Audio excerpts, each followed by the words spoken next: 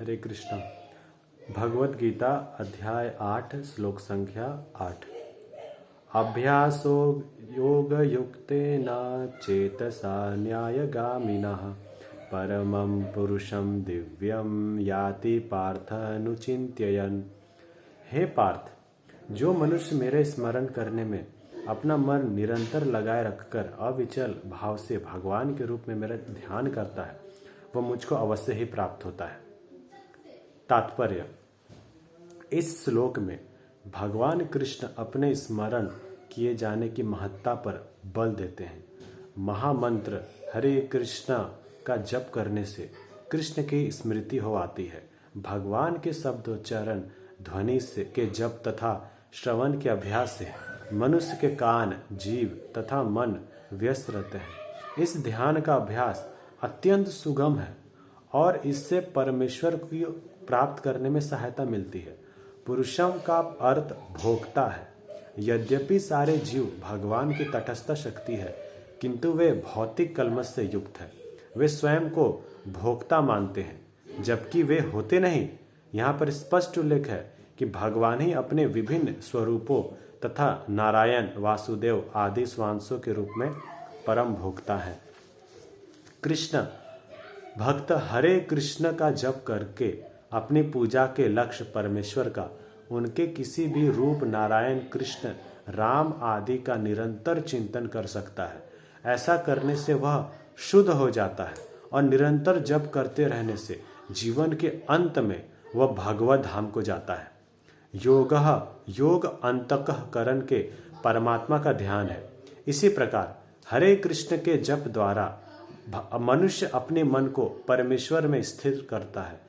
मन चंचल है, अतः आवश्यक है कि मन को बलपूर्वक कृष्ण चिंतन में लगाया जाए।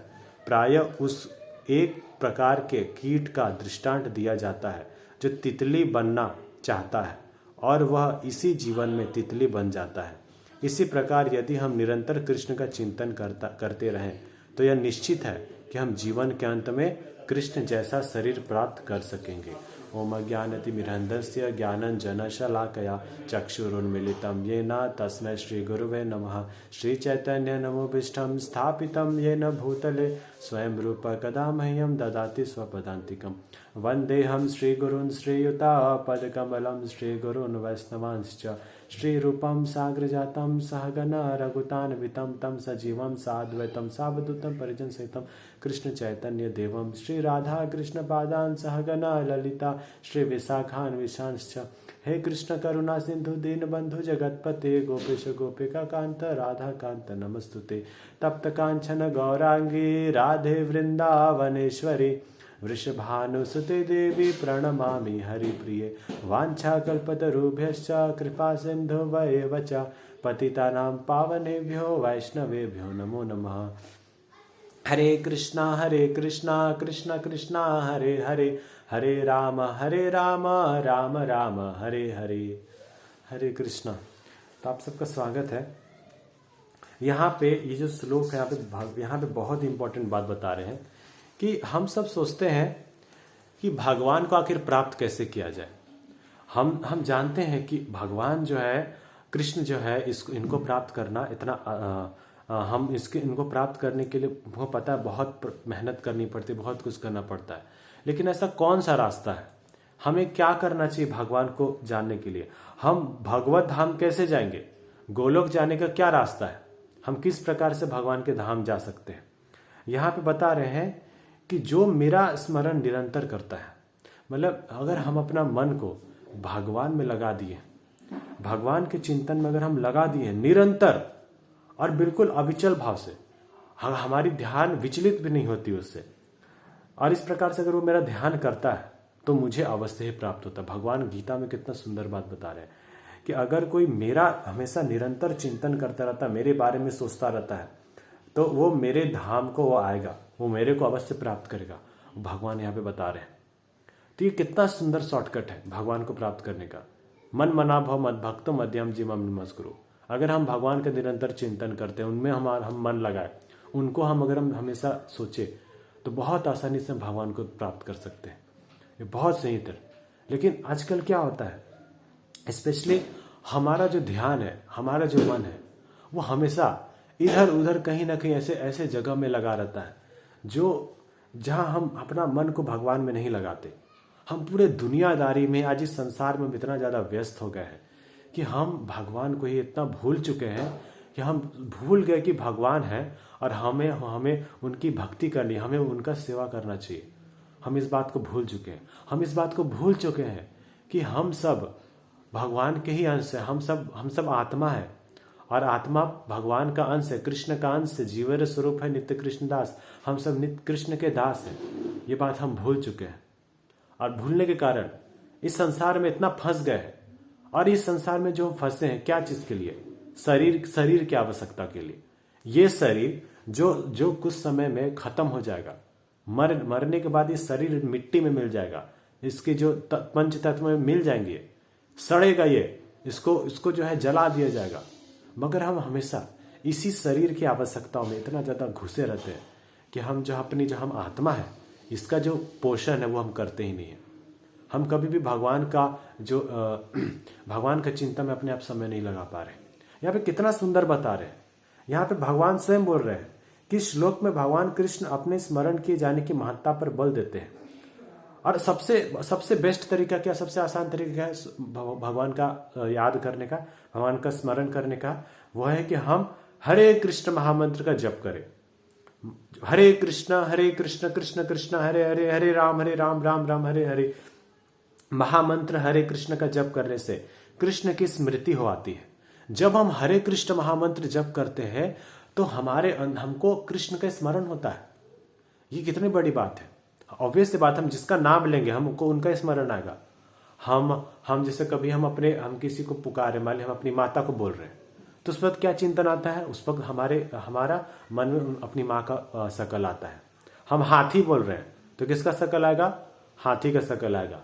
अगर हम शेर बोल रहे हैं तो किसका स्मरण आएगा? शेर का। तो जब हम कृष्ण बोलते हैं, जब हम हरे कृष्ण महामंत्र का जप करते हैं, तो हमको किसका स्मरण होता है? कृष्ण का। ये कितना शॉर्टकट तरीका है ये। तो जब हम हरे कृष्ण महामंत्र जप करते हैं तो इससे जो है भगवान का स्मरण करना बहुत आसान हो जाता है। सबसे बेस्ट तरीका, सबसे शॉर्टकट तरीका कृष्ण का चिंतन करने का। भगवान के शब्द उच्चारण ध्वनि का जप तथा श्रवण के अभ्यास से मनुष्य के कान, जीभ तथा मन व्यस्त रहते। कितनी बड़ी बात है, कितनी बड़ी बात बता रहे हैं कि जब हम हरे कृष्ण महामंत्र का जप करते हैं तो हमारा कौन सा पूरा सेवा में लग जाता है? हमारा कान जो है भगवान की सेवा में लग गया। जीभ भी भगवान की सेवा में लग गया। प्राय जीभ क्या होता है? खाली टर टर टर टर टर टर, खाली मेंढक की तरह खाली इस संसार के अर्थ व्यर्थ फालतू बातों में लगा रहता है। किसी की निंदा करना, चुगली करना, इन सब चीजों में हम हमेशा व्यस्त रहते हैं। फालतू के छोटी छोटी बातों के लिए हंसते रहना, ये सारी चीजें जो है हम लोग को पूरी तरह से संसार में बांध के रखा हुआ है। तो अगर हम इस जीभ को भगवान के नाम लेने में अगर हम इसको लगा दें, हम ज्यादातर समय भगवान का नाम ले, तो ये जीभ जो है ना कंट्रोल हो जाता है। जो बड़ा बोलने का ये जो आदत है ना, ये भी चला जाता है भगवान का नाम लेने से। तो जीभ को भगवान की सेवा में लगाना चाहिए। तो कैसे? महामंत्र किसे? फिर हमारा मन, ये सबसे बड़ा चीज कि हमारा मन कैसे लगे? मन तो लगता ही नहीं है। मन जो है भगवान में लगता ही नहीं है। मन कैसे लगाया जाए? तो बता रहे हैं कि जब हम हरे कृष्ण महामंत्र का जप करते हैं तो प्रभुपाद यहाँ पे तात्पर्य बता रहे हैं कि जब हम हरे कृष्ण महामंत्र का जप करते हैं तो मन भी भगवान में लगने लगता है। मन जो है, जो कितना दुष्ट मन है, जो हमेशा गलत चीजों में हमें लेके जाता है, लेकिन ये हरे कृष्ण महामंत्र इतना पावरफुल है कि ये मन जैसा चंचल चीज को भी अपने में काबू कर देता है। कितना इंपॉर्टेंट है ये। तो मन भी इसमें व्यस्त हो जाता है भगवान का नाम लेने में। इस ध्यान का अभ्यास अत्यंत सुगम है। कितना बहुत सुगम है ये ध्यान। जब हम हरे कृष्ण महामंत्र करते हैं तो इसका ध्यान बहुत सुगम है और इससे परमेश्वर को प्राप्त करने में सहायता मिलती है। इससे हम भगवान को प्राप्त करने में बहुत ज्यादा सहायता मिलती है, बहुत ज्यादा। कलयुग जो है नाम आधारित है। हरेर नाम एवं केवलम कलौ नास्तेव गतिरन्यथा। तो कलयुग जो है नाम आधारित है। हम केवल अगर हमको भगवान का प्राप्ति करना है तो और कोई रास्ता, जैसे कि कोई योग का रास्ता, कोई कर्म योग का रास्ता, कोई ध्यान योग का रास्ता, क्या ना क्या अलग अलग कई तरीके लोग बताते हैं। मगर यहाँ पे श्रील प्रभुपाद बता रहे हैं, यहाँ पे स्वयं भगवान बता रहे हैं, स्वयं भगवान जिनको प्राप्त करना है वही भगवान हमें गीता में बता रहे कि मेरे को कैसे प्राप्त किया जा सकता है। अब प्रभुपाद पॉरपॉट में बहुत सुंदर बता रहे हैं कि ये तो ध्यान की जो तरीका सबसे अत्यंत सुगम है, मंत्र मेडिटेशन। हमें मेडिटेशन तो मंत्र का करना चाहिए, कौन सा, हरे कृष्ण महामंत्र का। हम जब हरे कृष्ण महामंत्र का जप करते हैं तो हमारा ध्यान भगवान के नाम में लगना चाहिए, तो इससे क्या होता है, हमारा मन भगवान में बहुत आसानी से लगने लगता है और इससे परमेश्वर को बहुत आसान। तो पुरुषम का अर्थ है भोक्ता। अब यहाँ पे आता है श्लोक में आता है परमम पुरुषम। परमम पुरुषम कौन है, कृष्ण। कृष्ण जो है पूर्ण पुरुषोत्तम भगवान है। तो उनको पुरुषोत्तम क्यों बोल रहे, पुरुष क्यों बोल रहे। पुरुष का मतलब क्या था, पुरुष का मतलब हम प्राय क्या समझते हैं कि लड़का, जो लड़का है वो पुरुष है। तो यहां पे बता रहे पुरुष का मतलब क्या था, भोक्ता। भोक्ता का मतलब होता है कि इंजॉयर। वास्तव में जो एक्चुअल जो इंजॉयर है वो कृष्णा है। कृष्णा ही सबके मतलब कि स्वामी है। हम सबके मालिक कौन है, कृष्णा है। मगर हम सब क्या करते हैं कि हम सब अपने आप को खुद ही मालिक बनना चाहते हैं, हम स्वयं ही भोक्ता बनना चाहते हैं। तो भोक्ता तो कृष्ण है। अगर हम अपने आप को भोक्ता मानेंगे, अपने आप को हम मालिक समझने का प्रयास करते हैं किसी न किसी फील्ड में हो, कुछ ना कुछ करके, जब हम अपने आप को स्वामी बनाने का कोशिश करते हैं तो क्या होता है, हम फंस जाते हैं। यद्यपि सारे जीव भगवान की तटस्थ शक्ति किंतु भौतिक कलमश से युक्त है। हम लोग भगवान की तटस्थ शक्ति, छोटी सी एक शक्ति है, हम तटस्थ शक्ति, आत्मा जो भगवान की शक्ति है।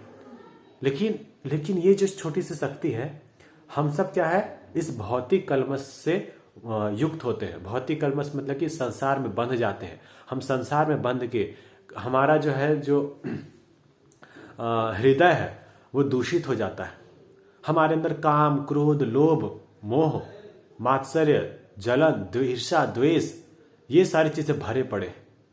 हमारा मन इतना ज्यादा विचलित है कि हमारा जो है हम अपने आप से बहुत ये करते हैं।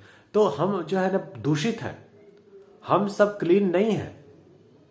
तो वे स्वयं को भोक्ता मानते हैं सब, जबकि वे होते नहीं। इस संसार में सबसे बड़ा प्रॉब्लम यह है कि सब मालिक बनना चाहता है, कोई दास नहीं बनना चाहता। कोई जो है सब मालिक बनना चाहता। हम तो बॉस के बॉस है।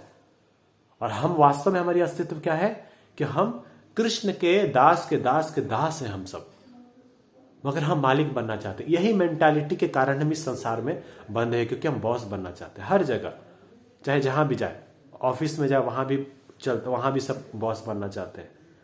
हम अगर पॉलिटिक्स में जाए वहां भी सब राजा बनना चाहते हैं। घर में भी हो तो हम मालिक बनना चाहते हैं। जहां भी हो आप स्वयं देख सकते हैं। तो हमारे अंदर जो मालिक बनने की जो ये प्रवृत्ति है ना, यही हमें फंसा रही है। हम सब दादर क्यों हो रही है मालिक बनने की प्रवृत्ति, क्योंकि वास्तविक मालिक कौन है, कृष्ण है।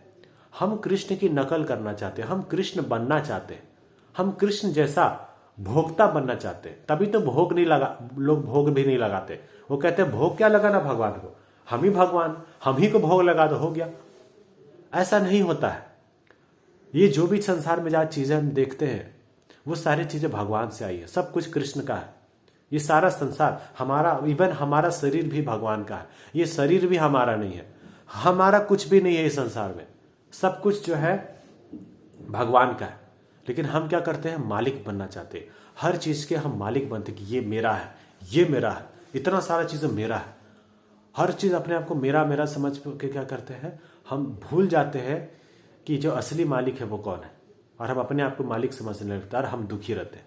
वही व्यक्ति ज्यादा दुखी रहता है जो स्वयं को भोक्ता समझता है, और इसलिए हमें शांति नहीं मिलती। आज कौन कहां शांत है, आज सब इतना विचलित है, इतना सा भाग रहे हैं, सब एकदम चूहे दौड़ की रेस में लोग ऐसा भाग रहे हैं कि लोग भूल ही गए हैं। मतलब कि लोग क्यों भाग रहे हैं, ताकि वो अपने जो मालिक है, अपना जो भोक्ता है, उसको वो पूर्ण कर सके। क्योंकि वो स्वामी बनना चाहते हैं किसी न किसी प्रोडक्ट का, वो धन का या परिवार का, चाहे कुछ भी चीज हो, उसका मालिक बनना चाहते हैं। और उस मालिक बनने के, अपने आप को मालिक बनाए रखने के लिए सारे रिस्पॉन्सिबिलिटी ले लेते हैं अपने ऊपर, जो रिस्पॉन्सिबिलिटी वापस से वास्तव में भगवान निभाते हैं। लेकिन वो क्या करते हैं, अपने आप ऊपर ही वो रिस्पॉन्सिबिलिटी आ जाती है, और जब रिस्पॉन्सिबिलिटी आ जाती है तो उसको निभाने के चक्कर में पूरा एकदम लगे रहते हैं, और ऐसा माया में बंध जाते हैं कि वो निकल नहीं पाता। ये स्थिति है हमारी। तो वो तटस्थ शक्ति है, हम सब भगवान का तटस्थ शक्ति है, लेकिन हम जो है ना भोक्ता बनना चाहते हैं, किंतु वे भौतिक कलमश से युक्त है। वे स्वयं को भोक्ता मानते जबकि वे होते नहीं। हम सब भोक्ता नहीं है। यहां पर स्पष्ट उल्लेख है कि भगवान ही अपने विभिन्न स्वरूपों नारायण, वासुदेव आदि स्वांशों के रूप में परम भोक्ता है। तो भगवान ही, जैसे कि भगवान स्वयं यहाँ आते हैं, नारायण के रूप में भगवान आते हैं। भगवान कौन? कृष्ण।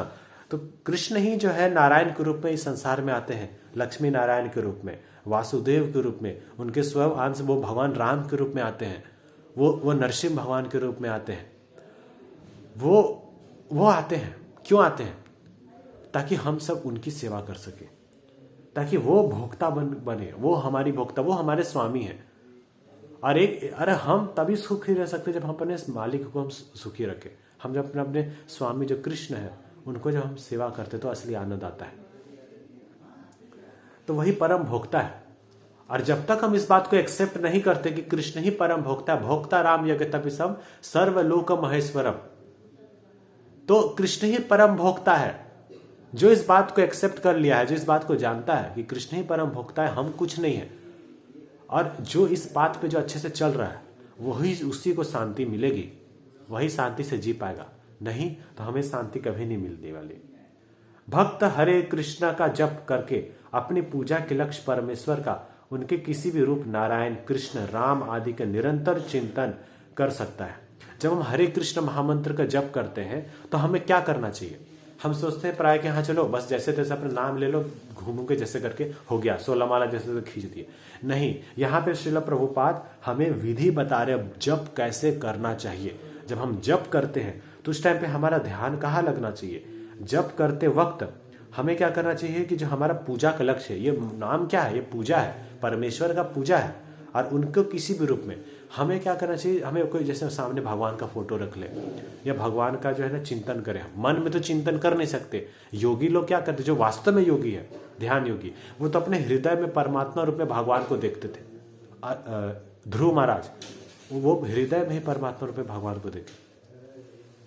तो जो जप करते हैं हम सब, उस वक्त हमारी क्या परिस्थिति होनी चाहिए कि हम भगवान का जो रूप है, नारायण हो गया, कृष्ण हो गया, भगवान राम हो गए, इनका हम चिंतन करें, इनको हम देखें। जैसे फोटो में हम देख सकते हैं, कहीं भी फोन में देख सकते हैं। इसलिए श्रील प्रभुपाद ने जो है डिटेल्स हमें दी है, भगवान का विग्रह दिया है। क्यों? ताकि हम भगवान को देख सके। भगवान को देखेंगे तो हमारा चिंतन भगवान में लगा रहेगा, क्योंकि भगवान इतने सुंदर है, इतने सुंदर, इतने सुंदर है कि बार आंख हटाने का मन ही नहीं करता।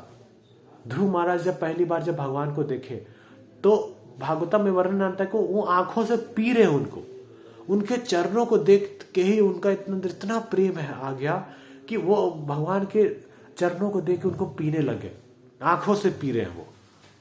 ठीक है ना?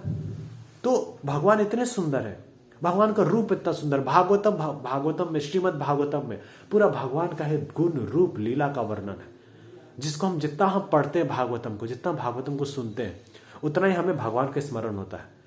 तो इसलिए जब हम फिर जप करते हैं, जब हम भागवतम पढ़ते हैं, भगवत गीता पढ़ते हैं, सुनते हैं, जब हम एक वरिष्ठ वैष्णव से जब हम ये सारी चीजें सुनते हैं, गीता भागवतम को, तो हमारा क्या होता है, हम भगवान को जानने लगते हैं। और जब हम जप करेंगे तो फिर उसी टाइम पे हम क्या कर सकते हैं, भगवान का स्मरण होता है, भगवान का स्मरण कर सकते हैं हम। नारायण कृष्ण के रूप में हम उनका स्मरण कर सकते हैं, याद कर सकते हैं, उनका चिंतन कर सकते हैं, अपनी चेतना को कृष्ण में लगा सकते हैं। इसको ही बोलते हैं कृष्ण भावनामृत। हमारी चेतना जो है जब कृष्ण में लगती है तो कृष्ण भावनामृत का मतलब यही होता है, और यही हमें करना है। तो निरंतर चिंतन में लगा रहता है। जितना हम चिंतन करेंगे भगवान का, उतना ही हम शुद्ध होते चले जाएंगे। और जितना हम भगवान को भूल के इस संसार के बारे में जितना सोचते चले जाएंगे, उतना हम दूषित हो जाते हैं। ये संसार जो है हमें खराब कर देता है, दूषित कर देता है। तो ये चीज है, ऐसा करने से वह शुद्ध हो जाता है, और निरंतर जप करते रहने से जीवन के अंत में भगवत धाम को चला जाता है। तो जो व्यक्ति अपना पूरा जीवन इस प्रकार से भगवान के चिंतन में लगा देता है, वो हर जगह जो है ना भगवान का नाम ले रहा है, भगवान के बारे में सोच रहा है, भगवान के बारे में पढ़ रहा है, भगवान के बारे में सुन रहे हैं, भगवान की पूजा कर रहे हैं, भगवान का दर्शन कर रहे हैं, भगवान का प्रसाद खा रहे हैं, भगवान की सेवा कर रहे हैं, भगवान की कीर्ति का प्रचार कर रहे हैं, भगवान के बारे में जितना हो सके हम उनको जानने का प्रयास कर रहा है। तो जो व्यक्ति निरंतर अपने जीवन में इस प्रकार से लगा रहता है, तो भगवान यहां पे क्या कर रहे हैं, गारंटी दे रहे हैं। भगवान बोल रहे हैं कि अतः जो निरंतर इस प्रकार से भगवान का चिंतन करता है, जप करता है, वो अंत में जब उसके शरीर का अंत का समय आ जाएगा, अर्थात मृत्यु का समय जब वो आ जाएगा, तब वो भगवत धाम को चला जाएगा, तो भगवान के धाम को चला जाएगा। योग अंतःकरण के परमात्मा का ध्यान है, तो यही योग है। योग का मतलब क्या होता है कि एक्चुअली जो ध्यान योग है, जो भगवत गीता में बताते हैं ध्यान योग का मतलब क्या होता है। ध्यान योग का मतलब ये नहीं होता कि हम जो है ना एकदम हम अपने आप को एकदम एक्सरसाइज करें, पुशअप्स एकदम हम एक्सरसाइज कर रहे हैं, ब्रीदिंग एक्सरसाइज कर रहे हैं, प्राणायाम कर रहे हैं। This is not yoga, this is body exercise.